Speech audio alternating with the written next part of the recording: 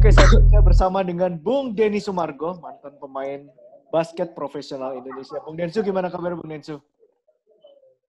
Mantap. Aku Oke. baik. Bagaimana kabarnya? Alhamdulillah baik-baik semua.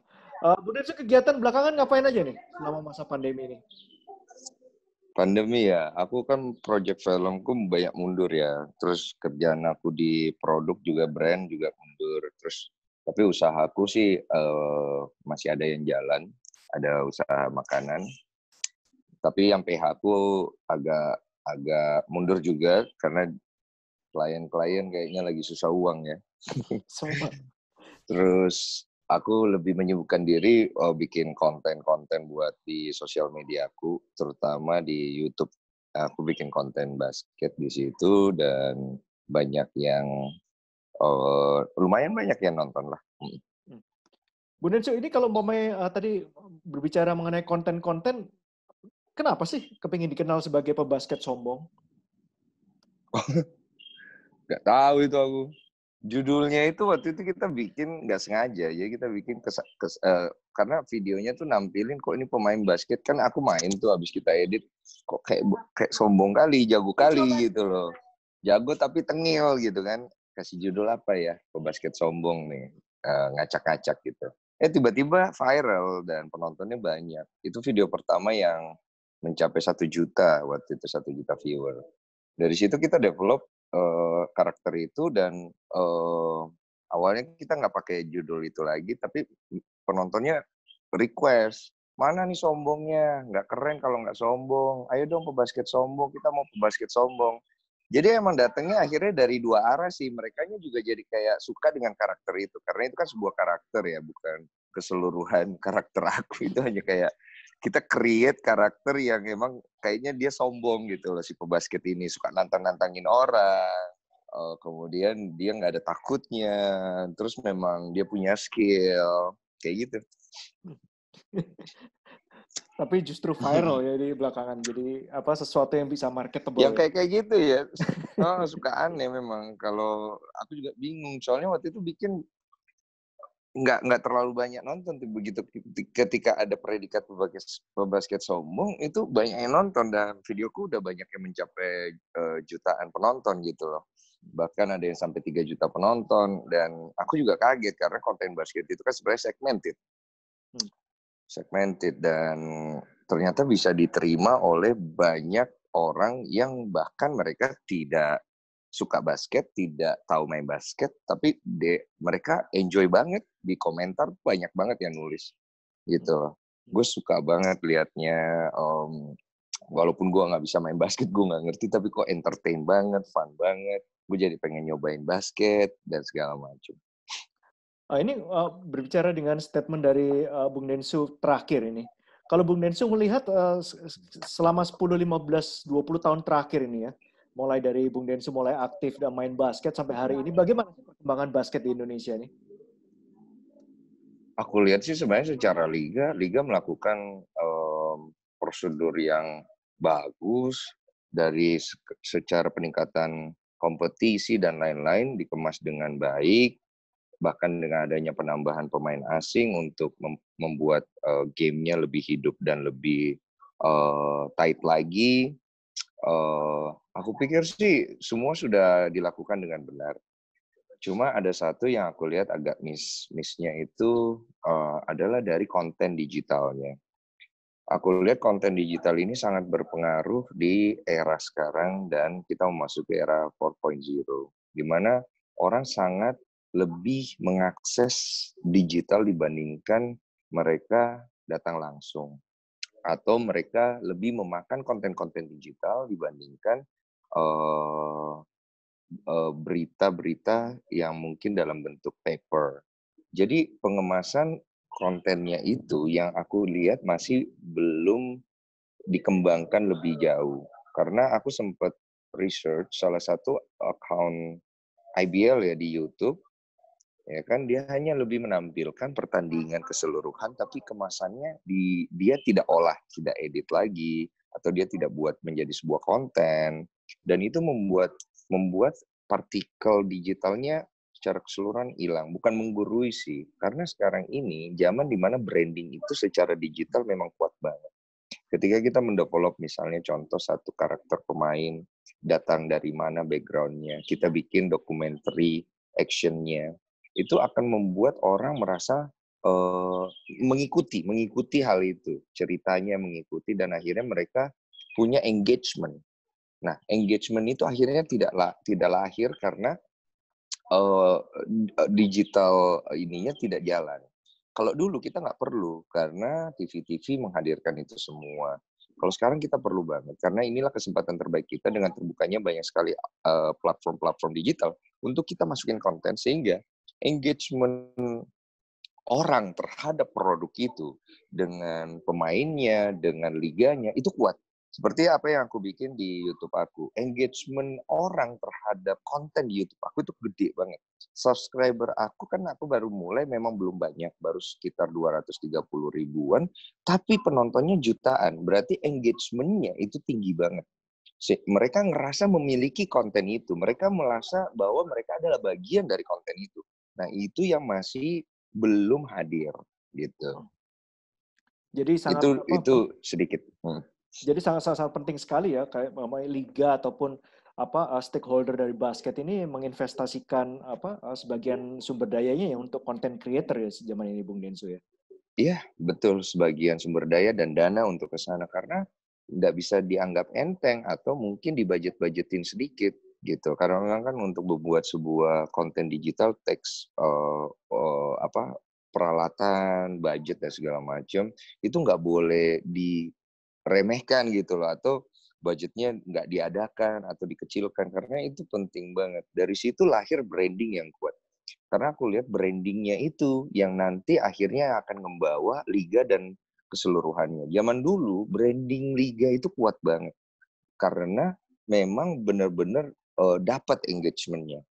Semua tim itu memiliki fanbase yang kuat-kuat dan mereka bisa mendatangkan animo dan juga antusias yang tinggi pada saat kita bermain. Kalau boleh tanya nih, pada waktu sebelum menjadi pengusaha seperti saat ini ya, waktu itu apakah Bung Densu udah merencanakan untuk menjadi pengusaha pada waktu Bung Densu lagi aktif bermain sebagai pemain basket? Atau ini dipikirkan setelah karier berakhir?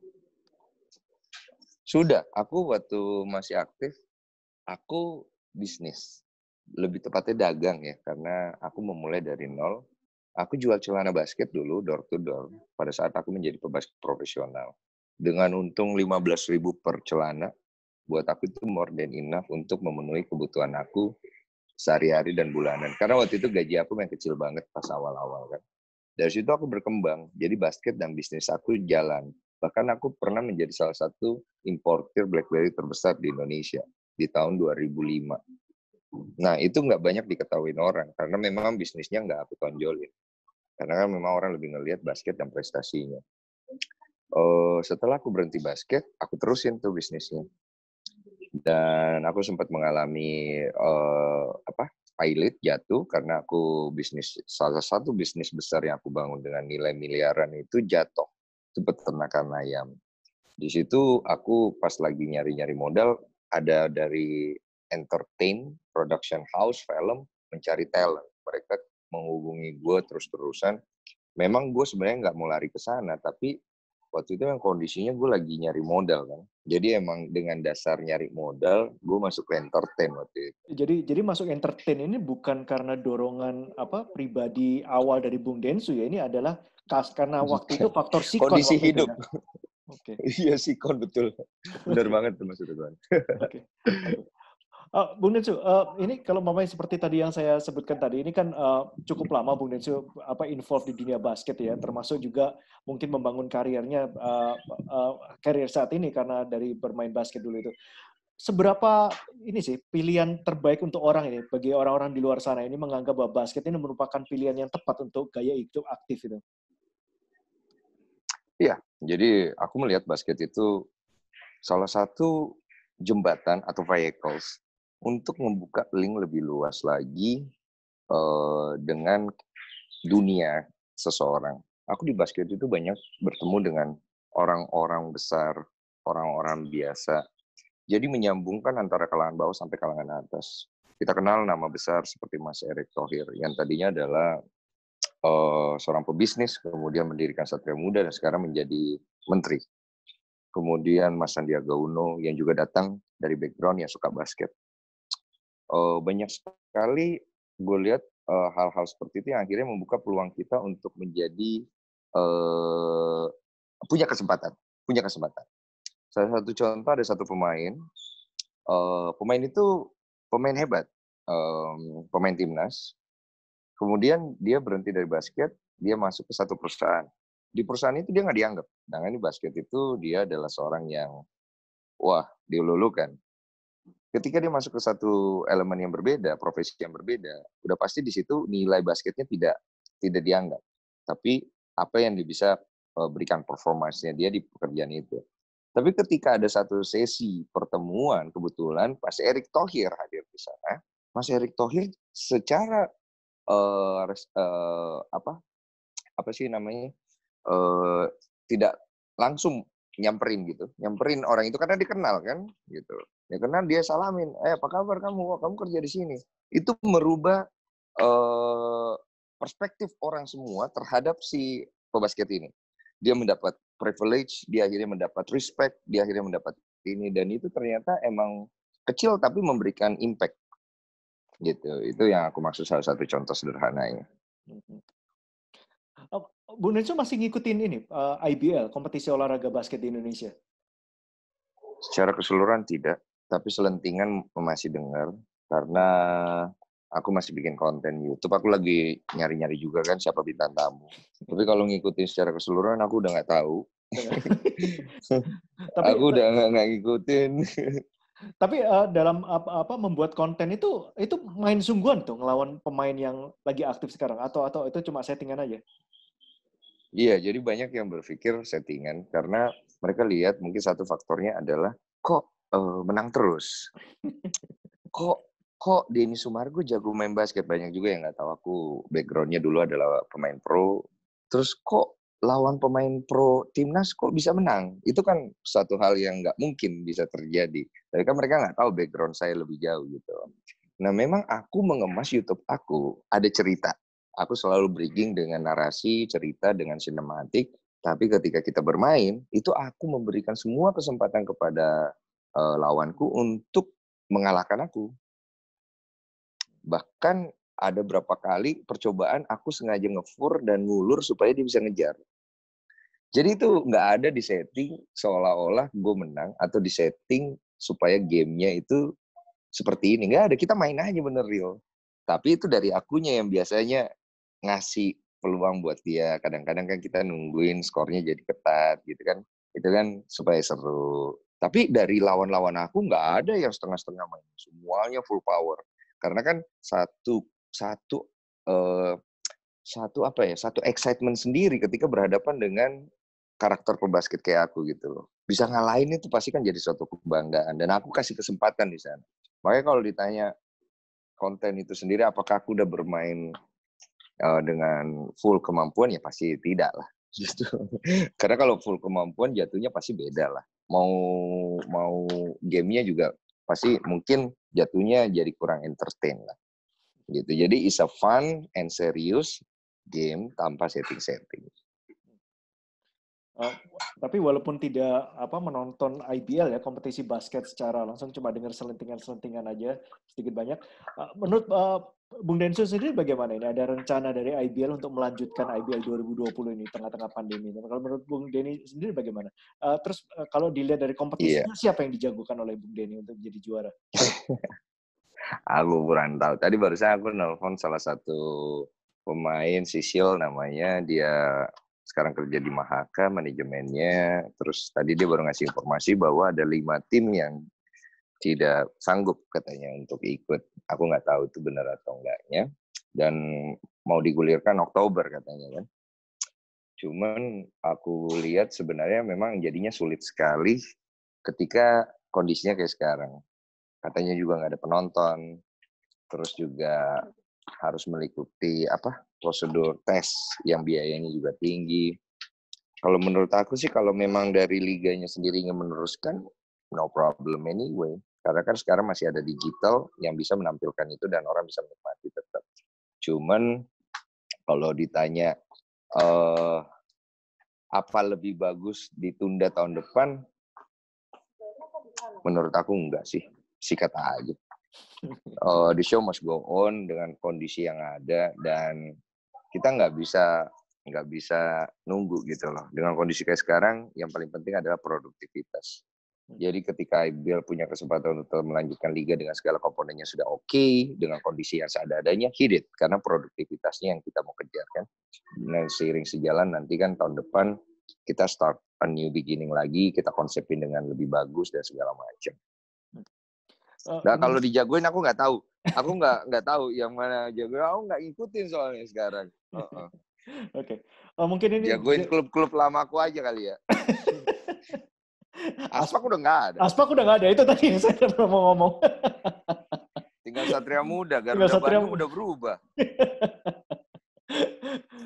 Bung Densu, ini mungkin bisa jadi pertanyaan terakhir, Bung Densu. Ini kalau seandainya ini dilanjutkan, IBL jadi dilanjutkan, ada saran apa nggak dari pengalaman Bung Densu untuk mengelola digital ini? Packaging apa yang mesti disampaikan dalam situasi kan ini dengan segala keterbatasan dan segala peraturan-peraturan yang ada untuk menjaga kesehatan di masa pandemi ini? Ada saran apa ya bagi tim broadcasting, terutama untuk tetap menyajikan game ini lebih entertaining ya bagi para fans basket Indonesia? Iya, kalau dari broadcastingnya sendiri, aku rasa menampilkan live-nya udah cukup sangat baik. Cuma dari pengemasan editan untuk highlights-nya mungkin jauh masih lebih diperbaiki. Kemudian untuk menampilkan pertandingan yang akan main itu kan sekarang kan udah ada platformnya. Artinya udah ada woro-woro. Ada woro-woro bahwa tim ini akan bertanding. Udah dibangun tuh emosinya penonton. Itu penting banget. Karena kalau orang tidak bisa bangun penonton punya emosi, ngapain gue nonton? Contohnya kemarin kasus salah satunya adalah Dr. Tirta dengan Jering. Mereka berhasil membangun emosi penonton di Indonesia sehingga penonton live-nya itu bisa mencapai 400.000 penonton. Itu karena emosinya terbangun. Nah, tim digital, kreatif, gimana cara mengemas itu semua dengan materi yang ada. Sehingga bisa membangun emosi penonton. Kadang-kadang we need certainly drama to create a big event. Ini yang kita nggak punya di Indonesia. Kenapa? Karena kita ngerasa selalu kayaknya, ini nggak itu. Tapi itulah partikel dari basket as entertain and sport business gitu loh. Gimana kita bisa nge-create kayak kita nonton tinju. Kadang-kadang dramanya itu nggak di-create. Emang orangnya itu berdrama sendiri. Kadang-kadang they create it. Artinya dia tanya orangnya, gimana menurut lu pandangannya? Tolong dong ngomong jujur. Ya gue lawan ini sih bisa, kita bisa menang gitu loh. Yakin, saya yakin apa? Ya saya yakin banget. Misalnya kita tanya sebelah sini lagi tim ini. Dia ngomong kayak gini, menurut lu gimana? Itu omong besar aja. We're gonna beat them on the court. Tapi dengan proporsi verbal kata yang tidak kasar ya, gitu ya. Menurut aku trash talk itu adalah part of basketball. Jadi pengemasan dari hal seperti itu akan ngebangun adrenalin penonton untuk lebih nungguin omongan siapa nih yang kejadian. Gitu. Dan itu aku bangun di YouTube aku. Aku bangun. Jadi semua yang aku undang, mau dia nggak jago basket, mereka udah trash talk duluan. Babe Cabita yang nggak bisa terlalu main basket aja berani trash talk. Pebasket sombong. Lu lihat nih, lu tunggu kau di lapangan. Dan itu bikin orang jadi excited gitu loh, to watch it. Gitu. Dan ini mungkin pertanyaan pamungkas, bener-bener pamungkas. Tadi ngomong pamungkas ya. tadi Bung Densu, ini hal yang menarik sekali masalah trash talk. Tentunya trash talk itu tahun 90-an di dunia basket kan sangat-sangat istilahnya sangat vokal sendiri ya. Populer. Salah satu bagian dari entertaining dari olahraga basket tahun 90-an gitu. Dari pengalaman bermain basket Bung Densu sendiri, siapa sih the best trash talker dari basketball player Indonesia? Saya. Ya itu aja. No itulah challenge, mungkin kesannya sombong. Ya ada challenge ya banyak. Ada Faisal, ada banyak. Loli, ada trash talker gitu loh. Ada Wahyu, banyak banget. Tapi kenapa saya? Karena saya trash talk dengan tidak ngebluff. When I say I'm gonna do it, I'm gonna do it. I'm gonna beat you. No kidding gitu loh. Jadi ya ibaratnya gue trash talk tapi juga dengan skill. Gue nggak trash talk dengan omongan gitu loh. Banyak kan pebasket trash talk tapi lu nggak punya skill. Itu nggak bagus. Lu harus bisa trash talk tapi lu juga punya skill. Karena trash talk is a part of the game. Gitu loh. Banyak yang nggak suka, kesannya arogan. Jangan lakuin. Kalau lu pengen jadi pebasket yang humble is okay anyway gitu loh. Kayak Rico Artono dulu nggak pernah trash talk dia. Gitu. Ya kembali ke karakter masing-masing. Buat gue itu semua tetap bagian daripada basketnya itu. Ya lu mau suka atau enggak ya lu cari deh jagoan-jagoan lu ya kan. Gitu. Dan trash talk itu adalah seni gitu. Tapi ya itulah. That's just the game. That's why we love the game. Gitu.